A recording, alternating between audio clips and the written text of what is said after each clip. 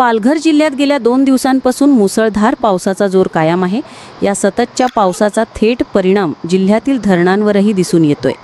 पालघरसह मीरा भाईंदर आणि वसई विरार महानगरपालिकेच्या पाणी पुरवठ्याचा जीव असलेल्या सूर्या प्रकल्पातील धामणी धरणातील पाणीसाठ्यात मोठी वाढ झाली आहे। धरणातील वाढत्या पाण्याच्या पातळीमुळे प्रशासनाने धामणी धरणाचे तब्बल 5 दरवाजे 20 सेंटीमीटरने उघडले आहेत।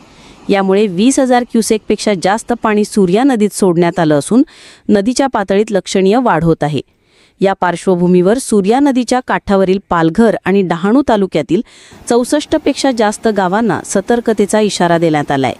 नागरिकांनी खबरदारीचा उपाय म्हणून नदीकाठी न जाण्याचं आवाहन प्रशासनाने केलंय।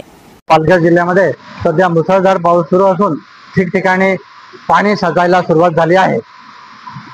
पालघर जिल्ह्यात सर्वात जास्त पाणी क्षमता असलेल्या सूर्या प्रकल्पाच्या धामणी धरणातून सूर्या नदीमध्ये पाण्याचा मोठा विसर्ग सुरू आहे।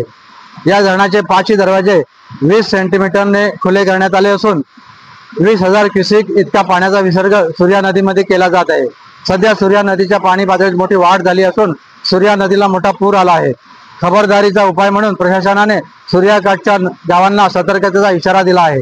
गेल्या 2 दिवसापासून मुसळधार पाऊस सुरू असला तरी मोठ्या प्रमाणावर ग्रामीण भागात जनजीवन विस्कळीत झाल्याचं पाहायला मिळतं।